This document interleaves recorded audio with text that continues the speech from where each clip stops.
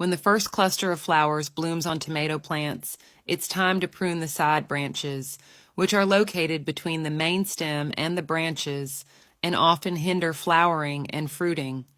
To guide the plant to concentrate nutrients for rapid growth and more fruit production, it's crucial to decisively remove these side branches.